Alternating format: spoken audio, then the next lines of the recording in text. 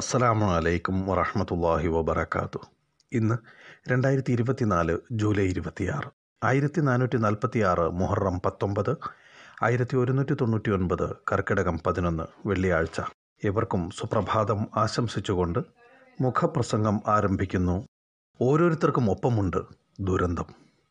കർണാടകയിലെ അങ്കോലയ്ക്കടുത്ത ഷിരൂർ മലഞ്ചെരുവിൽ പുഴയോളങ്ങളിലെ രക്ഷാപ്രവർത്തനത്തിലാണ് കേരളത്തിൻ്റെ കണ്ണും കാതും.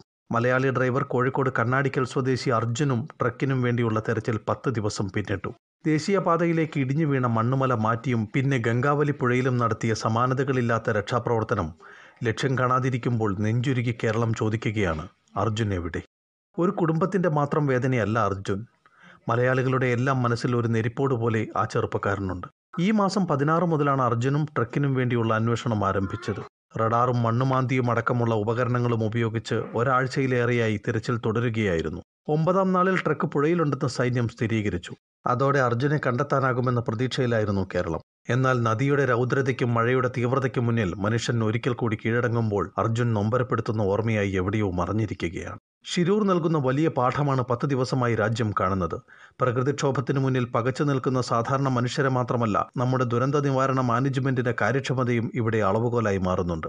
ദേശീയപാതയുടെ നവീകരണത്തിന് ശാസ്ത്രീയ പഠനത്തിന്റെ പിൻബലമില്ലാതെയാണോ ചെങ്കുത്തായ മലകൾ അരിഞ്ഞെടുത്തതെന്ന ചോദ്യവും മറുവശത്തുണ്ട്. ഷിരൂർ മണ്ണിടിച്ചിലിൽ 2 സംസ്ഥാനങ്ങളിൽ നിന്നുള്ളവരാണ് അപകടത്തിൽപ്പെട്ടത്. ഇവയെ ഏകോപിപ്പിക്കാൻ ഒരു പൊതു സംവിധാനമില്ലാത്തതിന്റെ പോരായ്മ തുടക്കം മുതൽ വ്യക്തമായിരുന്നു. എന്നാൽ രക്ഷാപ്രവർത്തനങ്ങൾ ഏകോപിപ്പിക്കുന്നതിന് കേരള മുഖ്യമന്ത്രി പിണറായി വിജയൻ, കോൺഗ്രസ് നേതാവ് KC Venugopal MP, MK Raghavan MP, AKM Ashraf MLA തുടങ്ങിയവരും ഇടപെടലുകൾ നടത്തി. അതേസമയം കേരളത്തിന്റെ ചില ദൃശ്യമാധ്യമങ്ങളുടെ നിലപാട് കർണാടകയെ അലോസരപ്പെടുത്തിയെന്ന് പരസ്യമായി പറഞ്ഞത് കർണാടക ചീഫ് സെക്രട്ടറി തന്നെയാണ്. കേരളത്തിലെ ചില മാധ്യമങ്ങൾ കർണാടകയെ അനാവശ്യമായി കുറ്റപ്പെടുത്തുന്നുവെന്നാണ് കഴിഞ്ഞ ദിവസം ചേർന്ന ഓൺലൈൻ യോഗത്തിൽ ചീഫ് സെക്രട്ടറി ചൂണ്ടിക്കാട്ടിയത്. ഇതിനെ ഗൗരവത്തിലെടുക്കാൻ മാധ്യമങ്ങൾ തയ്യാറാകണം. ഷിരൂർ മണ്ണിടിച്ചിലിൽ ഒരു മലയാളി അകപ്പെട്ട വിവരം അറിഞ്ഞ ഉടൻ തന്നെ കേരളത്തിലെ ചാനൽ വാർത്താ സംഘങ്ങൾ അവിടെ കേന്ദ്രീകരിച്ച് നടത്തിയ തത്സമയ റിപ്പോർട്ടുകൾ രക്ഷാപ്രവർത്തനത്തിന്റെ ഓരോ നിമിഷവും മലയാളികൾക്ക് മുമ്പിൽ എത്തിക്കാൻ ഇടയാക്കിയെന്നതിൽ തർക്കമില്ല. രക്ഷാപ്രവർത്തനത്തിന് വേഗത കൂട്ടാൻ ഈ മാധ്യമ ഇടപെടലുകൾ കാരണവുമായിട്ടുണ്ട്. എന്നാൽ ചില മാധ്യമപ്രവർത്തകർ രക്ഷാപ്രവർത്തനത്തെ തന്നെ തെറ്റായ വഴിയിലേക്ക് തിരിച്ചുവിടാൻ ഉതകും വിധം റിപ്പോർട്ടുകൾ തുടർച്ചയായി നൽകുകയുണ്ടായി. ശാസ്ത്രീയ പഠനത്തിന് ശേഷം വിദഗ്ധർ പറയേണ്ട നിരീക്ഷണങ്ങളാണ് ചില ചാനൽ വാർത്താ റൂമുകളിൽ നിന്ന് കേരളം കണ്ടത്. റേറ്റിംഗ് ഉയർത്താനാണ് ഇതൊക്കെയെങ്കിൽ അത് തിരുത്തപ്പെടേണ്ടത് തന്നെയാണ്. ഇതിനുള്ള ജാഗ്രതകൾ ഇതേ വാർത്താമുറികളിൽ നിന്നുണ്ടാകുമെന്ന് പ്രതീക്ഷിക്കാം. ഒരു മുന്നറിയിപ്പായി ഇത്തരം ദുരന്തങ്ങളെ കണ്ട് കൂടുതൽ മുന്നൊരുക്കങ്ങൾക്ക് സർക്കാരും സമൂഹവും ഒരു മനസ്സോടെ തയ്യാറാകേണ്ട സമയമാണിത്. സുനാമിക്ക് ശേഷം 2005 ഇന്ത്യയിൽ ദേശീയ ദുരന്ത നിവാരണ നിയമം കൊണ്ടുവന്നിരുന്നു. പ്രധാനമന്ത്രിയാണ് സമിതിയുടെ ചെയർമാൻ. സംസ്ഥാനങ്ങളിലും ജില്ലകളിലും ഇതുപ്രകാരം കമ്മിറ്റികളുണ്ടാകും.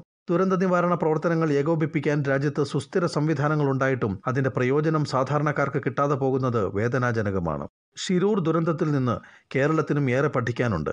പ്രവചനങ്ങൾക്കപ്പുറമുള്ള കാലാവസ്ഥാ വ്യതിയാനവും അശാസ്ത്രീയ ഭൂവിനിയോഗവും പാരിസ്ഥിതിക ഭൗമ പ്രത്യേകതകളുമെല്ലാം ഒത്തുചേർന്ന് അതിരൂക്ഷ പ്രകൃതി ദുരന്തങ്ങളിലൂടെയാണ് നാം കടന്നുപോകുന്നത്. സംസ്ഥാനത്തിന്റെ മിക്ക പ്രദേശങ്ങളും മണ്ണിടിച്ചിലിന്റെയോ വെള്ളപ്പൊക്കത്തിന്റെ നേരിട്ടോ അല്ലാതെയോ ഉള്ള പ്രശ്നങ്ങളെ അഭിമുഖീകരിക്കുകയാണ്.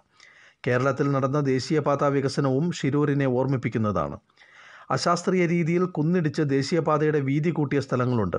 കനത്ത മഴയിൽ ദേശീയപാതയിലേക്ക് പലയിടത്തും മണ്ണിടിഞ്ഞു വീണിരുന്നു. മണ്ണിടിച്ചിൽ ഭീഷണി ഉണ്ട് പലയിടത്തും. പ്രകൃതി ദുരന്തങ്ങളിൽ നിന്ന് പാഠങ്ങൾ പഠിക്കാൻ കഴിഞ്ഞാൽ വരുംകാല ദുരന്തങ്ങളെ ഒഴിവാക്കാനോ ലഘൂകരിക്കാനോ ആകും. പരിസ്ഥിതി ദുർബല മേഖലകളിലെ കരിങ്കൽ, ചെങ്കൽ ഖനനങ്ങളെ കർശനമായി നിയന്ത്രിച്ച് തോടിനെയും പുഴകളെയും കയ്യേറ്റത്തിന് കീഴ്പ്പെടാതെ ഒഴുകാൻ അനുവദിക്കണം. അണക്കെട്ടുകൾ തുറന്നാൽ എവിടെയൊക്കെ പ്രളയമുണ്ടാകുമെന്ന് ശാസ്ത്രീയമായി പഠിച്ച് മുൻകരുതലുകൾ വേണം.